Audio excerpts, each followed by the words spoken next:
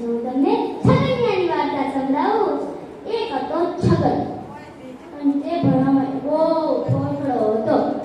તેના સાહેબ એને હંમેશા કહેતા, છગનિયા તારો 96 નંબર, તારો 96 નંબર, જા છેલ્લી બેન્ચ પર બેસી જા. છગનિયો મોઢું ફૂલાવીને પગ પછાડતા પછાડતા છેલ્લી બેન્ચે બેસી જતો.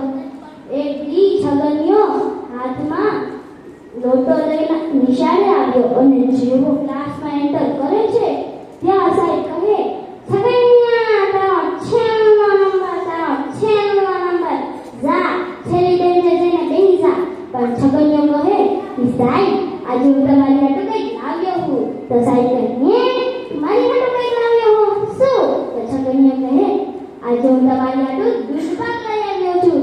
તો સાહેબ કહે, અરે વાહ વાહ વાહ વાહ, છગનિયા તારો 13 નંબર, તારો 13 નંબર, જા પેલી બેન્ચે જઈને બેસી જા.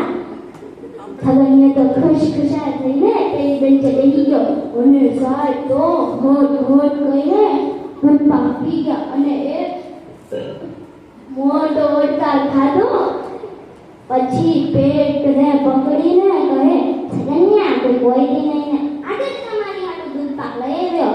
છગનિયો કહે, કાલે છે ને મારી ત્યાં મહેમાન આવ્યા હતા એટલે. તો સાહેબ કહે, ઓ એટલે. તો છગનિયો કહે, ના ના મોટા તપેલામાં છે ને દૂધ પાક હતો.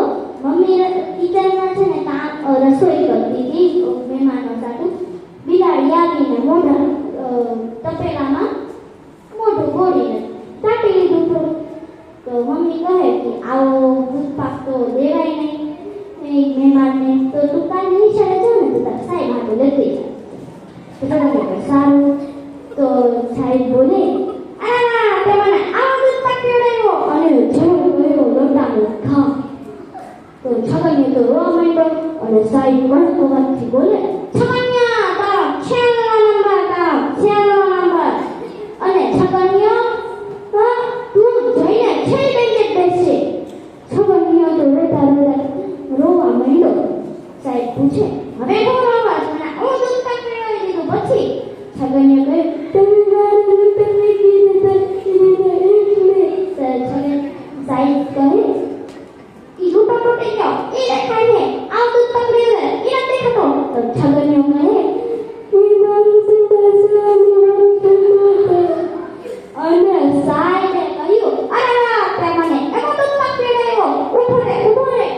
અને જે લાકડી પકડીને એ બધે એ છગનિયાની પાછળ પડ્યા. છગનિયા થઈ ગઈ સ્કૂલ અને બીજો અઠવાડિયાથી છગનિયા સ્કૂલે ન દેખાણો. તો જોઈને બાળ મિત્રો કોઈ બી ભણવામાં શોર્ટકટ અપનાવવાના ન, એટલે છગનિયાની જેમ ભાગવું પડશે. ધન્યવાદ.